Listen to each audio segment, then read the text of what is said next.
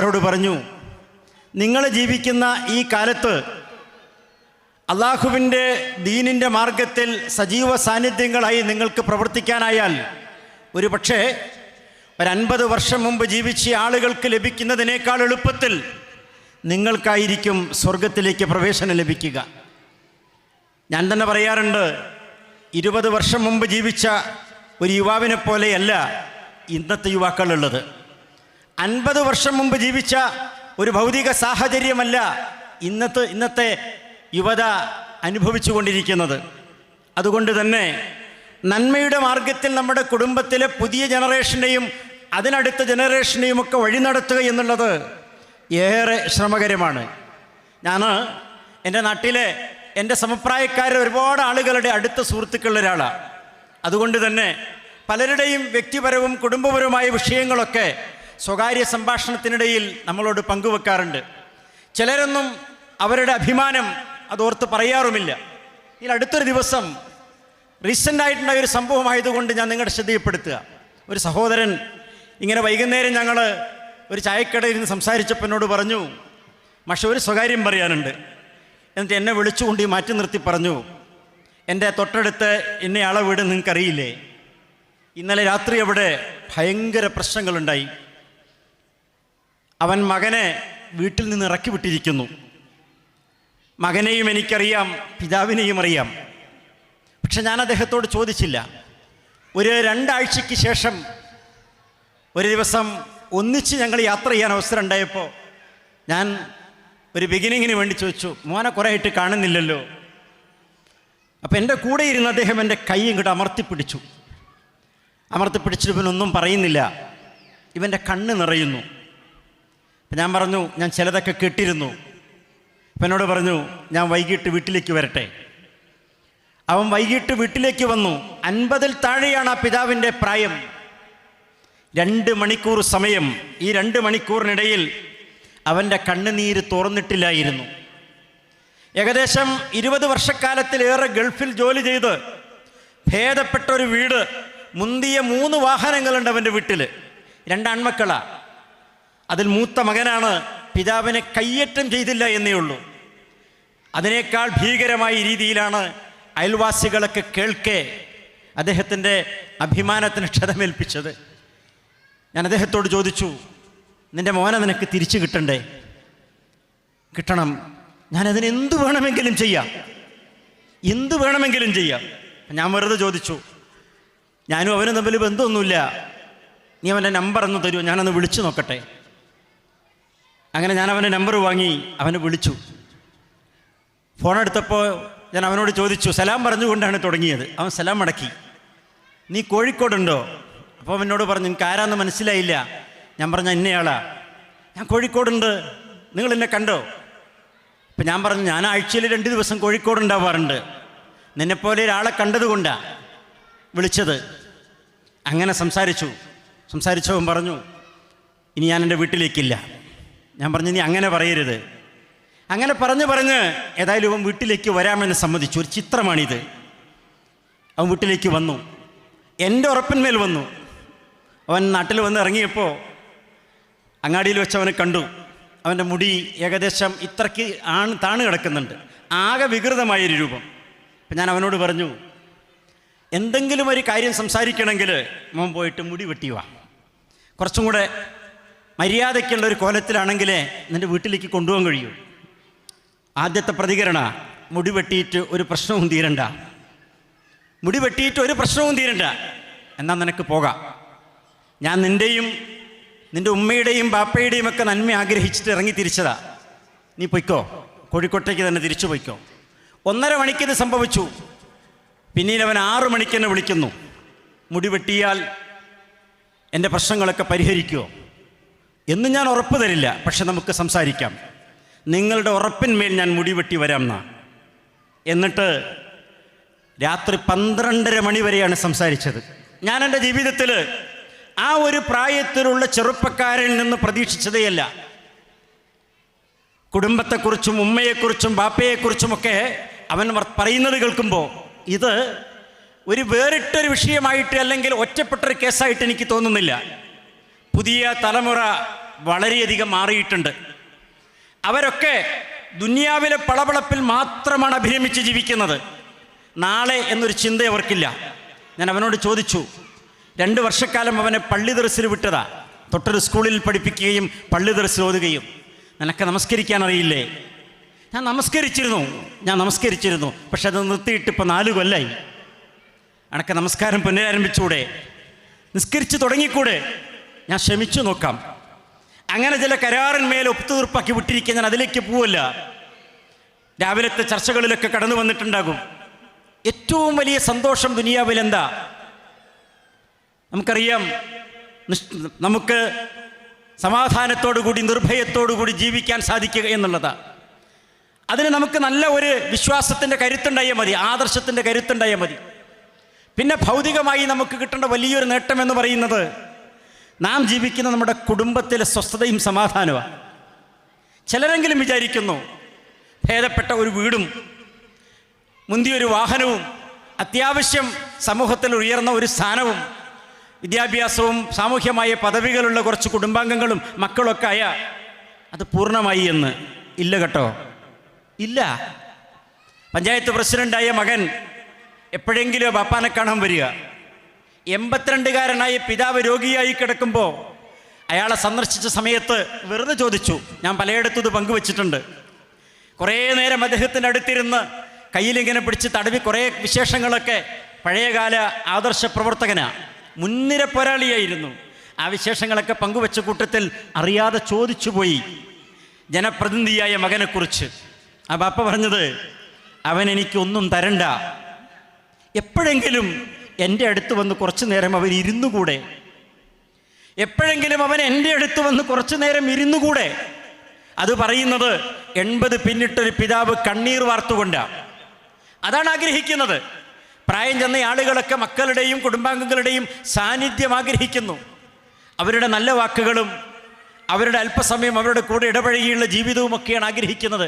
അതൊക്കെ കൊടുക്കാൻ നമുക്ക് കഴിയണമെങ്കിൽ എൻ്റെയും നിങ്ങളുടെയും കുടുംബം അങ്ങനെ തന്നെയാവണം. ആരാണ് നല്ല മകൻ? മക്കളെക്കുറിച്ചൊക്കെ രക്ഷിതാക്കളായ ആളുകളോട് നിങ്ങൾ ചോദിച്ചു നോക്കി, എന്താ മൂത്ത മോൻ്റെ വിശേഷം? മൂത്ത മോൻ ഇപ്പോൾ എവിടെ എത്തി? ഒരു ബന്ധുവോ അല്ലെങ്കിൽ ഒരു പഴയ സഹപ്രവർത്തകനോ അല്ലെങ്കിൽ ഒരു പരിചയക്കാരനൊക്കെ ചോദിച്ചാൽ നമ്മളെ മോൻ ഉയർന്ന വിദ്യാഭ്യാസമുള്ള ആളാണെങ്കിൽ നമ്മൾ അത് പറഞ്ഞിരിക്കും. അതൊരു പരിചയക്കാരൻ നമ്മളോട് ഇങ്ങോട്ട് ചോദിച്ചില്ലെങ്കിലും നമ്മൾ വരികൾക്കിടയിലൂടെ പറയും, ആ മൂത്ത ആൾ ഡോക്ടറാ, രണ്ടാമത്തവൻ ഒരു വലിയ കമ്പനിയുടെ ഉയർന്ന പോസ്റ്റിലാണ്. മക്കളുടെ സ്ഥാനങ്ങളെക്കുറിച്ചും വിദ്യാഭ്യാസ യോഗ്യതകളെക്കുറിച്ചുമൊക്കെ അവസരം കിട്ടിയിടുന്നൊക്കെ അഭിമാനപൂർവ്വം നമ്മൾ പറയും. പക്ഷേ ആ മക്കളിൽ നിന്ന് ഒരു പിതാവിനും മാതാവിനും ദുനിയാവിൽ നിന്ന് കിട്ടേണ്ട ഒന്നും ഒരു പക്ഷെ കിട്ടുന്നുണ്ടാവില്ല. അങ്ങനെ ആവാൻ പാടില്ലല്ലോ. ഇത്തരം കുടുംബ സംഗമങ്ങളിലൂടെ നമ്മൾ ലക്ഷ്യമാക്കുന്നത് നമ്മുടെ വീടുകളിൽ ഇസ്ലാമിനിങ്ങനെ നിറഞ്ഞു നിൽക്കണം.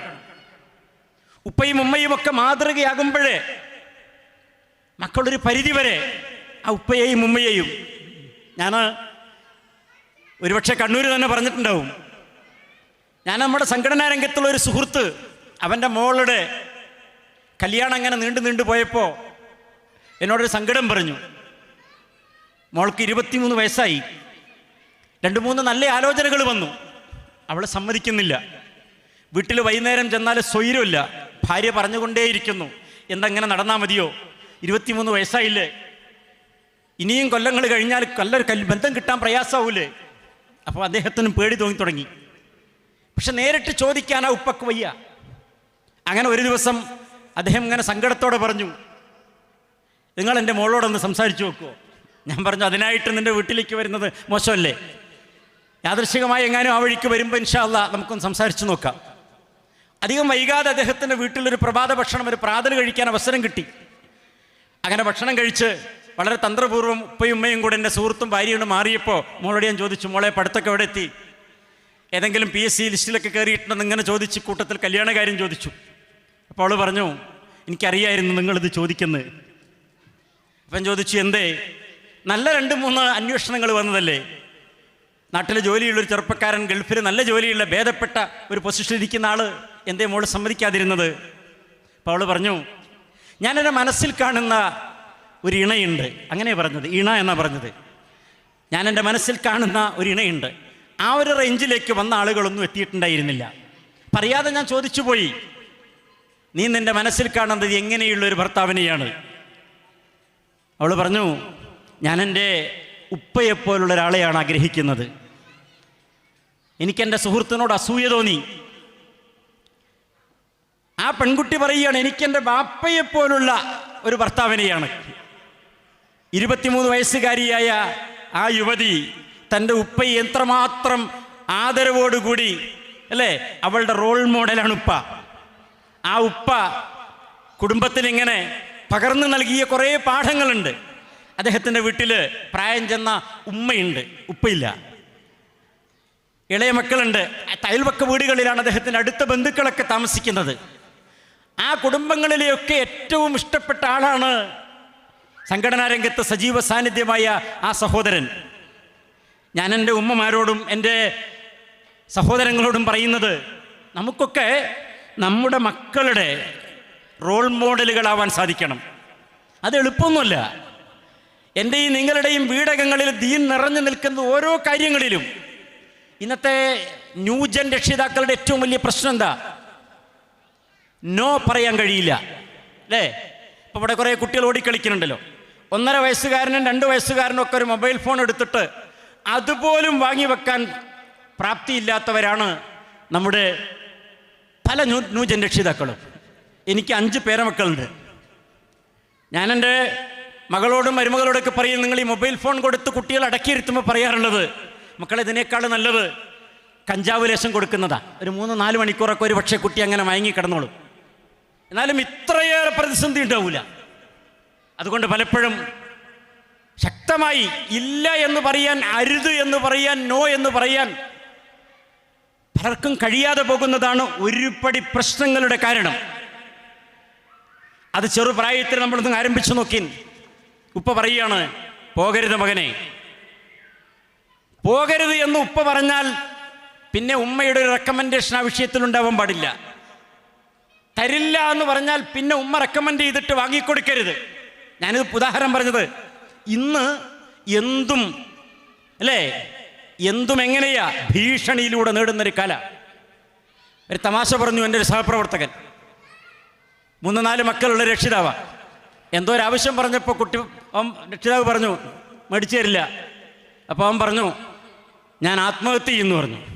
അപ്പോൾ ഇയാൾ പറഞ്ഞു, നാളെ എൻ്റെ മയ്യത്ത് എടുക്കൂല, മറ്റന്നാളെ എടുക്കുള്ളൂ, കാരണം നാളെ എനിക്ക് കുറച്ച് തിരക്കുണ്ട് എന്ന് പറഞ്ഞു. അവൻ എവിടെ ആത്മഹത്യ ചെയ്യാനാ? നാളെ എനിക്ക് കുറച്ച് തിരക്കുണ്ട്, നീ ആത്മഹത്യ ചെയ്താൽ മറ്റന്നാളെ നിൻ്റെ മയ്യത്തെടുക്കൂ. അതൊരു സന്ദേശമാണ്. ഭീഷണികളുടെ മുമ്പിലോ പ്രലോഭനങ്ങളുടെ മുമ്പിലോ ഒന്നും രക്ഷിതാക്കളെ, നമുക്കൊരൊറ്റ ലക്ഷ്യമുള്ളൂ, കാര്യപ്രാപ്തിയിൽ എത്തുന്നതുവരെ മക്കളെ നേർവഴിയിൽ നടത്തണം. അത് വീടകങ്ങളിൽ തുടങ്ങണം. ചോദിക്കട്ടെ, ഇണകളോടും മക്കളോടും സലാം പറയുന്ന ആളുകൾ ധാരാളം ഉണ്ടാവും കേട്ടോ. അവിടെ നിന്ന് തുടങ്ങണം. വീട്ടിലേക്ക് കയറി വരുമ്പോൾ, അല്ലേ, നമ്മുടെയൊക്കെ ഉപ്പയുടെയൊക്കെ സ്മെല്ല് പോലും അല്ലെങ്കിൽ കാലനക്കം പോലും നമുക്ക് തിരിച്ചറിയുമല്ലോ. വീട്ടിൽ നമ്മൾ വാതിലടച്ചിരിക്കുമ്പോൾ പുറത്തുകൂടെ ഒരാൾ നടന്നു വരുന്ന ഇങ്ങനെ കാലനക്കം കേട്ട അത് ഉപ്പയാണോ എന്ന് നമ്മൾ ഉപ്പ ഏതാ വരുന്നു എന്നാ പറയാം, വാപ്പ ഏതാ വരുന്നു. പഴയ ജനറേഷൻ അങ്ങനെയായിരുന്നു, അത്രയേറെ അടുത്തറിയുമായിരുന്നു.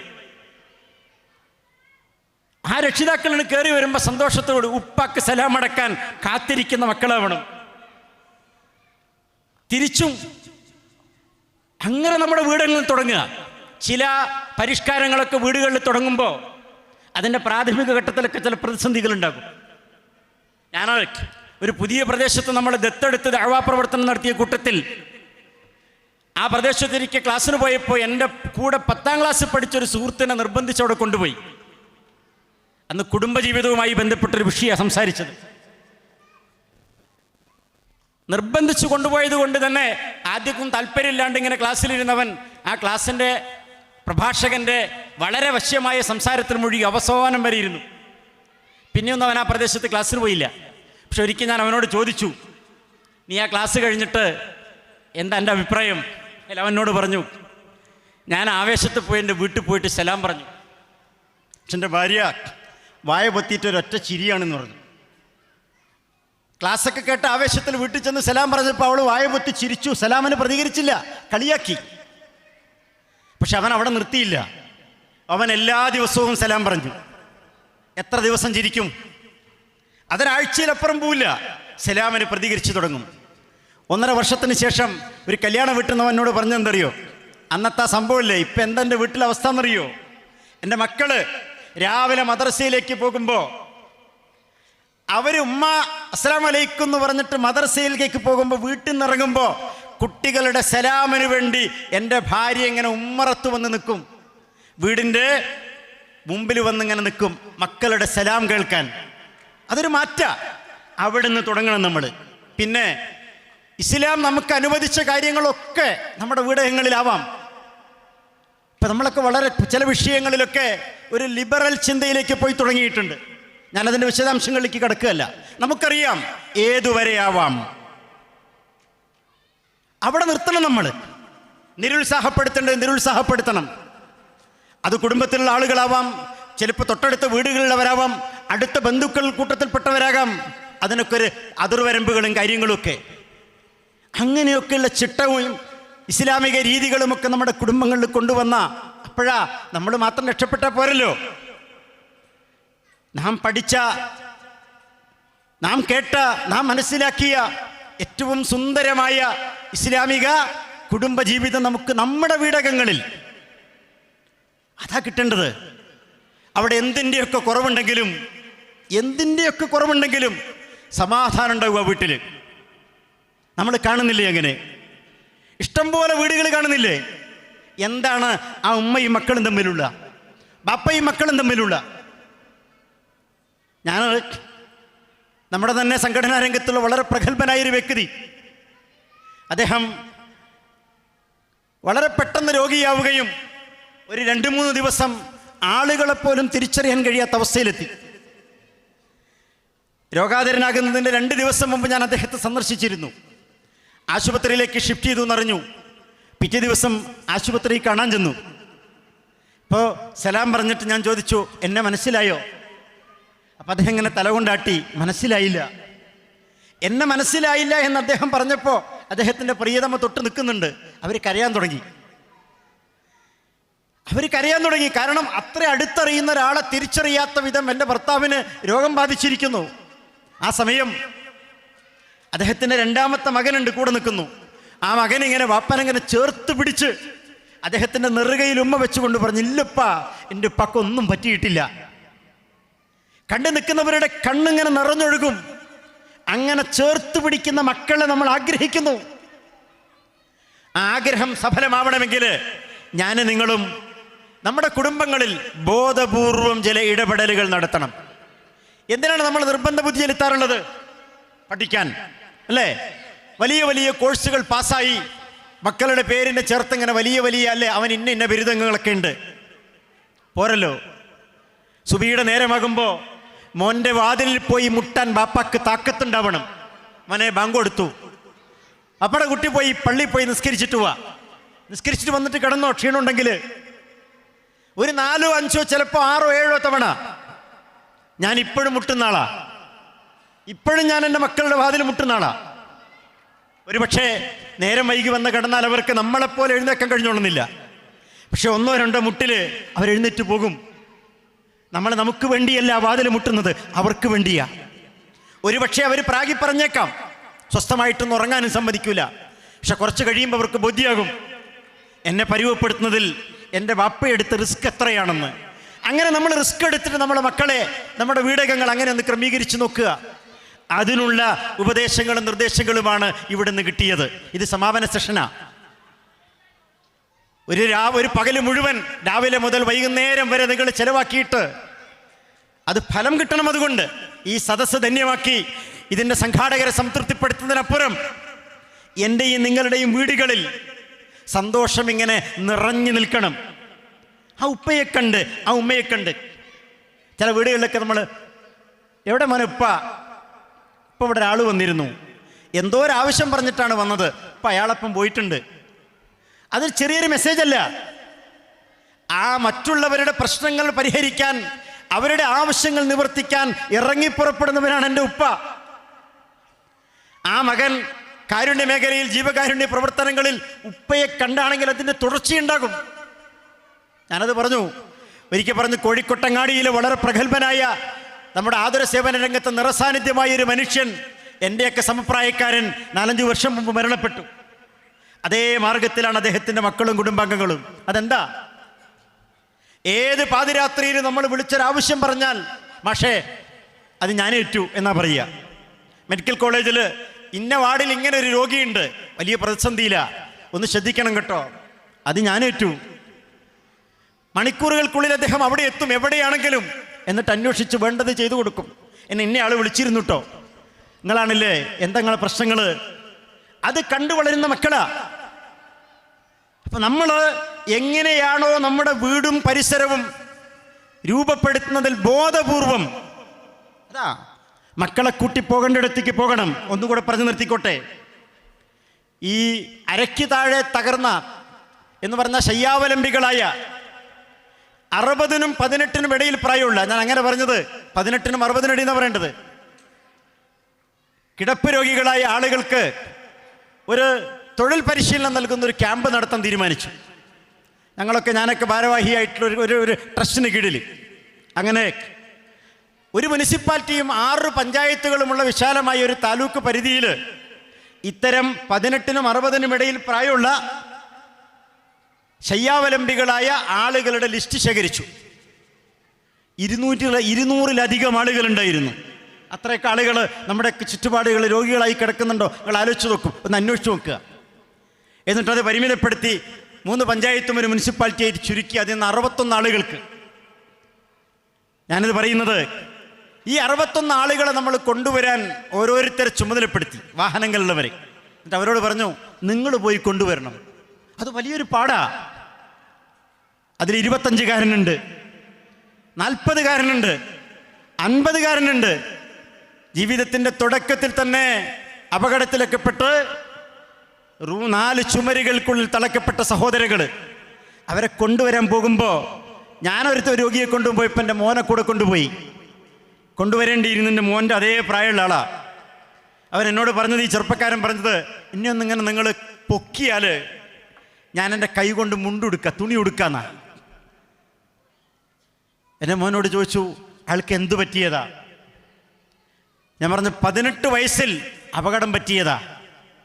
നമ്മുടെ ചുറ്റുപാടുകളിൽ അവസരം കൊടുക്കണം നമുക്ക്. ഒരു പക്ഷേ ഒരു ഖുത്ബയേക്കാൾ, ഇതുപോലുള്ളൊരു ക്യാമ്പിനേക്കാൾ ഒരു രോഗിയെ സന്ദർശിക്കുന്നതായിരിക്കും നമ്മുടെ മക്കളുടെ കണ്ണു തുറപ്പിക്കുക. എന്തുമാത്രം സൗകര്യങ്ങളുടെ നടുവിലും അനുഗ്രഹങ്ങൾക്ക് മധ്യയാണ് നമ്മൾ ജീവിക്കുന്നതെന്ന് അവർക്ക് ബോധ്യപ്പെടാൻ അവസരം ഉണ്ടാകണം. കോഴിക്കോട്ടങ്ങാടിയിലെ വളരെ പ്രഗത്ഭനായ മറ്റൊരു കച്ചവടക്കാരൻ നമ്മുടെ കൂട്ടത്തിലില്ല.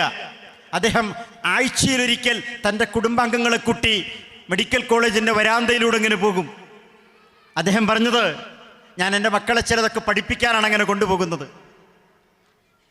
ഞാൻ സൂചിപ്പിച്ചത്, ജീവിതം എന്തെന്ന് ബോധ്യപ്പെടുത്തി ഏറ്റവും നന്നായി ജീവിക്കുന്നതിലേക്ക് കിട്ടുന്ന അനുഗ്രഹീതമായ നാളത്തെ വിഭവങ്ങളെക്കുറിച്ച് അവരെ മനസ്സിലാക്കി എല്ലാ തലങ്ങളിലും പടച്ചവനെയും പരലോകത്തെയും പ്രതീക്ഷിച്ചുകൊണ്ട് നമ്മുടെ കുടുംബാംഗങ്ങളെ പരിവപ്പെടുത്താൻ നമുക്ക് താല്പര്യം ഉണ്ടാവണം. അപ്പോഴാണ് നമ്മളും നമ്മുടെ കുടുംബാംഗങ്ങളും കത്തിയാളുന്ന നരകാഗ്നിയിൽ നിന്ന് രക്ഷപ്പെടുക. ശരീരങ്ങൾ മാത്രമല്ല പറഞ്ഞത്, അഹലുകാരെ കൂടി നരകത്തിൽ നിന്ന് രക്ഷപ്പെടുത്തേണ്ട ബാധ്യത നമുക്കുണ്ട്. അവർക്ക് വീടുണ്ടാക്കി കൊടുക്കുന്നത് പോലെ, അവർക്ക് വിദ്യാഭ്യാസം നൽകുന്നത് പോലെ അല്ല, അതിനേക്കാൾ കൂടുതൽ ഭൗതികമായ വിഭവങ്ങൾ അവർക്ക് ഒരുക്കി കൊടുക്കുന്നതിനേക്കാൾ കൂടുതൽ രക്ഷിതാക്കളായ നമുക്ക് ബാധ്യതയുള്ളത് അവരുടെ പരലോക വിജയത്തിന് ആവശ്യമായത് ഈ ദുനിയാവിൽ നിന്ന് ഓരോ പ്രായത്തിലും നൽകേണ്ട അളവിലും തോതിലും അവർക്ക് നൽകുക എന്നുള്ളതാ. അതിനെന്ത് വേണം? നമ്മളതിനനുസരിച്ച് ക്രമപ്പെടണം. നമ്മുടെ കുടുംബം മൊത്തത്തിൽ അതിന് സംവിധാനിക്കണം. നാം ജീവിക്കുന്ന പരിസരം അങ്ങനെ രൂപപ്പെടുത്തണം.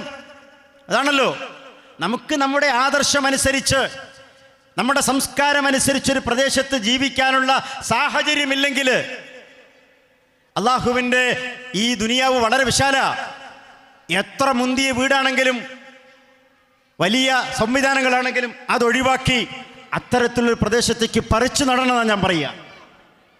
അഗ്രികൾച്ചർ ഡിപ്പാർട്ട്മെൻറ്റിൽ ഉയർന്ന ജോബിലിരിക്കുന്ന ഒരു സഹോദരൻ, അദ്ദേഹം സങ്കടത്തോടെ പറഞ്ഞു, ഞാൻ അദ്ദേഹത്തോട് പറഞ്ഞു, നിങ്ങൾ അവിടെ നിന്ന് വിറ്റിട്ട്, അപ്പം എന്നോട് പറഞ്ഞു, അങ്ങനെ വിറ്റാൽ അങ്ങനെയുള്ളൊരു സ്ഥലം എനിക്ക് കിട്ടൂല, വേണമെങ്കിൽ എനിക്ക് തീരുമാനിക്കാം, ആ സ്ഥലമാണ് വലുതെങ്കിൽ അവിടെ തന്നെ തുടരാം, അതല്ല നിനക്ക് നിന്റെ മക്കളാണ് വലുതെങ്കിൽ അതിൻ്റെ വില നീ നോക്കണ്ട. അവനത് വിറ്റു. എന്നിട്ട് നല്ല ഒരു പ്രദേശത്ത്, നല്ലൊരു പ്രദേശം എന്ന് പറഞ്ഞാൽ പള്ളിയും ആ പള്ളിയുമായി ബന്ധമുള്ള കുറേ കുടുംബങ്ങളും താമസിക്കുന്നൊരു പ്രദേശത്ത് അവനൊരു വീട് താമസിച്ചു. 8-10 വർഷത്തിന് ശേഷം അവൻ പറഞ്ഞെന്തറിയോ, അങ്ങനെ ഒരു തീരുമാനമെടുക്കാൻ എന്നെ പടച്ചവൻ തോന്നിപ്പിച്ചത് ഞാനിപ്പോൾ അതിൽ ഏറ്റവും സന്തോഷവാനാ. അള്ളാഹുവിനോട് ഞാനിങ്ങനെ നന്ദി പറഞ്ഞുകൊണ്ടേയിരിക്കുകയാണെന്ന്. മാറേണ്ടടുത്ത് മാറണം നമ്മൾ. അവിടെ തന്നെ എനിക്ക് താമസിച്ച പാടില്ല. ഞാൻ സൂചിപ്പിച്ചത് സമയം വൈകുന്നു. നമുക്ക് ഏറ്റവും വലുത് നാളെ പരലോകത്തെ രക്ഷയാണ്. ദുനിയാവിലെ ഈ പളപളപ്പിൽ പെട്ടുപോയി പരലോകം നഷ്ടപ്പെടുത്താൻ പാടില്ല. എന്തൊക്കെ പ്രതിസന്ധികളുണ്ടെങ്കിലും വിശ്വാസം മുറുകെ പിടിച്ചുകൊണ്ട് പരമാവധി അള്ളാഹുവിൻ്റെ തൃപ്തി, ഇഷ്ടം അത് ഉറപ്പാക്കിക്കൊണ്ടായിരിക്കണം നമ്മുടെ ജീവിതം. അതിനനുകൂലമായ രീതിയിൽ, അനുസൃതമായ രീതിയിൽ നമ്മുടെ ചുറ്റുപാടുകളെയും നമ്മുടെ കുടുംബത്തെയും സംവിധാനങ്ങളെയും ഒക്കെ നമ്മൾ മാറ്റിയെടുക്കണം. പുതിയ ജനറേഷൻ അല്ലേ, പേടിയാണ്. ഈ ഓടിക്കളിച്ചുകൊണ്ടിരിക്കുന്ന മക്കളുടെയൊക്കെ ഭാവിയെക്കുറിച്ച് തന്നെ തൊട്ടു മുമ്പ് നടന്ന സെഷൻ നിങ്ങൾ ശ്രദ്ധിച്ചു. യൂത്ത് കൈകാര്യം ചെയ്ത ആ സെഷൻ. സങ്കീർണമാകുകയാണ് നമ്മുടെ പരിസരം. ഭീകരമായ അവസ്ഥയിലേക്ക് പോകുക പലയിടങ്ങളിലും. ഉത്തരേന്ത്യൻ സ്റ്റേറ്റുകളിലേക്ക് ചിത്രങ്ങൾ അല്ലേ, ഇപ്പൊ ഭരണമാറ്റം ഉണ്ടായിട്ടുള്ള ചിലയിടങ്ങളിലൊക്കെ പണി ആരംഭിച്ചു കഴിഞ്ഞു. നമ്മൾ അനുഗ്രഹീത മണ്ണിലാണ് താമസിക്കുന്നത്. കേരളം എന്ന് പറയുന്നത് വലിയ പ്രയാസങ്ങളില്ല. നമുക്ക് നമ്മുടെ ആദർശമനുസരിച്ച് ജീവിക്കാനും അത് പ്രബോധനം ചെയ്യാനും അതിൻ്റെ വ്യാപനത്തിന് ആവശ്യമായ എല്ലാ പദ്ധതികളും നടപ്പിലാക്കാനും ഇപ്പം നമ്മുടെ നാട്ടിൽ സൗകര്യങ്ങളുണ്ട്. അത് ഉപയോഗപ്പെടുത്തി സംഘടനാ സംവിധാനവും സ്ഥാപനങ്ങളും പള്ളിയും മഹല്ലുകളുമൊക്കെ സജീവമാക്കി, സക്രിയമാക്കി നിലനിർത്തി നമ്മൾ മുന്നോട്ട് പോകണം. അതിലൂടെ നമ്മുടെ മാത്രം രക്ഷയല്ല, തലമുറകളുടെ നന്മയാണ് നമ്മൾ ആഗ്രഹിക്കേണ്ടത്. ഇബ്രാഹിം നബി അലൈഹി ഇസ്ലാമയുടെ ഓർമ്മകൾ ഇങ്ങനെ നമ്മളിലേക്ക് ഇങ്ങനെ കടന്നു വരുന്ന സമയമാണ്. ബലിപെരുന്നാളിലേക്ക് നമ്മൾ അടുക്കുക. തലമുറകൾക്ക് വേണ്ടി പ്രാർത്ഥിച്ച പ്രവാചകനാണ് ഇബ്രാഹിം നബി അലൈഹി ഇസ്ലാം. സ്വന്തം മക്കളുടെയും കുടുംബത്തിൻ്റെയും കാര്യം മാത്രമല്ല പറഞ്ഞത്, അടുത്ത തലമുറയും അതിനടുത്ത തലമുറകൾക്കൊക്കെ വേണ്ടി പ്രാർത്ഥിച്ച ആ പ്രവാചകന്റെ മില്ലത്ത് പിൻപറ്റുന്നവരാണ് നമ്മളെങ്കിൽ നമ്മളും അത് ആഗ്രഹിക്കുകയും അതിനനുസൃതമായ പ്രവർത്തനങ്ങൾക്ക് മുമ്പിൽ നിൽക്കുകയും വേണം. അള്ളാഹു അവൻ നൽകിയ അനുഗ്രഹങ്ങളെക്കുറിച്ച് നാളെ ചോദിക്കും. ഒരു തർക്കവുമില്ല കാര്യത്തിൽ. നമുക്കറിയാവുന്നതാ, 2-3 കാര്യങ്ങളിൽ കൃത്യമായ മറുപടി നൽകാതെ നമുക്ക് അനങ്ങാൻ കഴിയില്ല എന്നാ 100 വട്ടം ഞാൻ നിങ്ങൾ കേട്ട ഖുത്ബകളിലെയും ക്ലാസ്സുകളിലെയും വാക്കുകളാണിത്. അതിൽ ദുനിയാവിലെ അനുഗ്രഹങ്ങളാണ് എണ്ണിയത്. സമ്പത്തുണ്ട് അതിലുണ്ട് അല്ലേ, ആയുസ്സുണ്ട് അതിൽ, ആരോഗ്യമുണ്ടതിൽ, അങ്ങനെ പലതുമുണ്ട്. അള്ളാഹുവിൻ്റെ ഇഷ്ടത്തിനും പൊരുത്തനത്തിനും അനുസരിച്ച് ഇത് ഉപയോഗപ്പെടുത്തണം. അതിൽ കുടുംബ ഭദ്രതയ്ക്ക് വേണ്ടി, കുടുംബത്തിലെ ഇസ്ലാമികവൽക്കരണത്തിന് വേണ്ടി, ദീനനുസരിച്ചുള്ള കുടുംബ സംവിധാനം ക്രമീകരിക്കുന്നതിന് വേണ്ടി മുന്തിയ പരിഗണന നമ്മൾ നൽകണം. ഒരു ക്യാമ്പിന് കുട്ടിയെ വിടണമെന്ന് പറയുമ്പോൾ എന്നോടൊരാൾ പറഞ്ഞു 3000 ഉറുപ്പ്യ മാഷേ, ഇപ്പോൾ MSMൻ്റെ സ്റ്റേറ്റ് ക്യാമ്പ് നടക്കുകയുണ്ടായി. ഇപ്പം ഞാൻ എൻ്റെ നാട്ടിൽ എൻ്റെ ശിഷ്യനും കൂടി ഒരുത്തനോട് പറഞ്ഞോടാ മോനെ വിട്, പക്ഷെ 3000 ഉറുപ്പ്യക്കുണ്ടോ, നീ 3000 നോക്കണ്ട, നിനക്ക് കാശില്ലെങ്കിൽ പറയേ, കാശൊക്കെ ഉണ്ട് അവൻ്റെ അടുത്ത്. കുട്ടിയെ വിട്ടു. കുട്ടി പോയി തിരിച്ചു വന്നതിന് ശേഷം ഞാൻ അവനോട് ചോദിച്ചു, ഈ മോനോട് സംസാരിച്ചു. എന്തേ മോൻ പറഞ്ഞത്? അപ്പാ ഈ ക്യാമ്പിന് പോയില്ലായിരുന്നുവെങ്കിൽ വലിയ നഷ്ടമാകുമായിരുന്നു എന്നാ. എന്താ നിനക്ക് കൂടുതൽ വേണ്ടത്? എന്താണ് കൂടുതൽ വേണ്ടത്? നീ എന്നോട് ചോദിച്ചല്ലോ 3000 അധികമല്ലേ 4 ദിവസത്തെ ഒരു കുട്ടിയുടെ ചെലവിലേക്ക് എന്ന് ചോദിച്ചില്ലേ? ആ ക്യാമ്പ് കഴിഞ്ഞ് വന്നപ്പോൾ അവരുടെ ക്യാമ്പിലൊരു സെഷൻ കെയർ ഹോമിൻ്റെ സന്ദർശനം ഉണ്ടായിരുന്നു. ആ കെയർ ഹോം സന്ദർശനത്തെക്കുറിച്ച് 15-കാരനായ മകൻ പറഞ്ഞത്, ഈ വാപ്പ പറയുക, നമ്മളൊക്കെ സ്വർഗത്തിലാ വാപ്പ ജീവിക്കുന്നത്. നമ്മുടെ മോളുൻ്റെ പ്രായത്തിലുള്ളൊരു പെൺകുട്ടിയെ ഞാനവിടെ കണ്ടു. അവൻ പറഞ്ഞത് അത്രേ, ലൂക്കീമിയെ ബാധിച്ച് അവിടുത്തെ വാർഡുകളിൽ തലമൊട്ടയടിച്ച് ഉമ്മയുടെ കൂടെ കഴിയുന്ന കുട്ടിയെ കണ്ട കണ്ണു നിറയില്ലേ? കണ്ണു നിറയും. അനുഭവ പാഠങ്ങൾ മക്കൾക്ക് നൽകണം. അതിനെന്തു വേണം? ദീനീ വൃത്തത്തിലേക്ക് മക്കളെ ചേർത്ത് നിർത്തണം. ബാലവേദിയുണ്ടോ? വിടണം, മക്കളെ നിർബന്ധിച്ചു വിടണം. MSMൻ്റെ ക്യാമ്പുണ്ടോ? ക്ലാസ് ഉണ്ടോ? ഉപ്പമാരും ഉമ്മമാരും അവിടെ പിശുക്ക് കാണിക്കരുത്. നിർബന്ധിച്ച് അതിന് നിങ്ങൾ പണം കൊടുക്കണം, ഉദാരമായി കൊടുക്കണം. സംഘടിപ്പിക്കും. നിങ്ങൾ യുവാക്കളാണെങ്കിൽ ISMനോട് ചേർത്ത് നിർത്തണം. അങ്ങനെ വളർത്തിക്കൊണ്ടുവരുമ്പോഴേ നമ്മളൊക്കെ അങ്ങനെ വന്നവരാ. എൻ്റെയൊക്കെ കുട്ടിക്കാലത്ത് ഒരു സിനിമയ്ക്ക് പോവുക എന്നുള്ളതാണ് ഏറ്റവും വലിയ തെറ്റായിട്ട് സമൂഹം കണ്ടിരുന്നത്. ഒരു സിനിമയ്ക്ക് പോവുക, നമ്മളെങ്ങാനും ഒരു സിനിമയ്ക്ക് പോയത് അല്ലെങ്കിൽ സിനിമാ തിയേറ്ററുള്ള സ്ഥലത്ത് കൂടെ പോകുന്നത് നാട്ടിലെ ആരെങ്കിലും കണ്ടാൽ പിന്നെ നമുക്ക് ഉറക്കമില്ല. അതെങ്ങാനും നമ്മുടെ ഉപ്പയുടെയോ ഉമ്മയുടെയോ ചെവിയിലെത്തുവോ? അങ്ങനെ ജീവിച്ചൊരു കാലമുണ്ട്. വളരെ ജാഗ്രതയോടുകൂടിയാണ് നമ്മുടെ ഉപ്പമാരും ഉമ്മമാരും നമ്മൾ വളർത്തിയത്. അതിനേക്കാൾ 10 ഇരട്ടി ജാഗ്രത പുതിയ മക്കളെക്കുറിച്ച് ഉപ്പമാർക്കും ഉമ്മമാർക്കും ഉണ്ടാവണം. ദുനിയാവിലെ സൗകര്യങ്ങൾ ഏറെ കൂടിയിട്ടുണ്ട്. അതൊക്കെ ഓർക്കുമ്പോൾ നമുക്ക് സങ്കട. ഈ പെരുന്നാളിനോടനുബന്ധിച്ച് ഞങ്ങൾ എൻ്റെ ശാഖയിൽ പരിപാടി നടത്തിയപ്പോൾ എൻ്റെ ശാഖയുടെ പ്രസിഡന്റ് സ്കൂൾ പ്രിൻസിപ്പലായി റിട്ടയർ ചെയ്ത ഒരാൾ, ഹയർ സെക്കൻഡറി പ്രിൻസിപ്പലായി റിട്ടയർ ചെയ്ത ആൾ പറഞ്ഞതെന്നറിയോ? എൻ്റെ 17 വയസ്സുവരെ ഞാൻ വാസന സോപ്പ് ഉപയോഗിച്ച്, നമ്മൾ കുളിസോപ്പ് ഉപയോഗിച്ച് കുളിച്ചിട്ടുള്ളത് പെരുന്നാളുകൾക്ക് മാത്രമാണ്. അങ്ങനെ ജീവിച്ചിരുന്നൊരു കാലമുണ്ട്. ഇന്നതില്ല. എല്ലാ വീടുകളിലും 3 നേരം ഭക്ഷണമുണ്ട്. ഇഷ്ടംപോലെ വിഭവങ്ങളുണ്ട്. 5 അംഗങ്ങളുടെ ഒരു വീട്ടിൻ്റെ പൂമുഖത്തേക്ക് നമ്മൾ കയറി ചെല്ലുമ്പോൾ അവിടെ ഇരിക്കുന്ന ഫുട്വെയറിൻ്റെ ട്രാക്കിൽ ഒരുപക്ഷെ 50 ജോഡി ഉണ്ടാകും. അതാണ് ചിത്രം. അതിലൊന്നും നമ്മൾ പിശിക്കുന്നില്ല. പിന്നെ എവിടെയാണ് നമ്മൾ പിശിക്കുന്നത്? ദീനുമായി ബന്ധപ്പെട്ട കാര്യങ്ങളിലാണ്. അവിടെയാണ് നമ്മൾ നിർലോഭം ചെലവാക്കേണ്ടത്. അവസാനിപ്പിക്കുന്നു. അള്ളാഹു നൽകിയ അനുഗ്രഹങ്ങൾ അതെല്ലാത്തിനെ കുറിച്ചും ചോദിക്കുന്ന പറഞ്ഞത്. അതിൽ മക്കളും പെടും. എങ്ങനെ നിന്റെ മക്കളെ വളർത്തി? രാവിലെയൊക്കെ ഇവിടെ സംസാരിച്ചു പോയിട്ടുണ്ടാകും. നമുക്കെതിരെ നമ്മുടെ മക്കൾ നാളെ പരലോകത്ത് നമുക്കെതിരെ തിരിയുന്ന ഒരു സാഹചര്യം ഉണ്ടാവരുത്.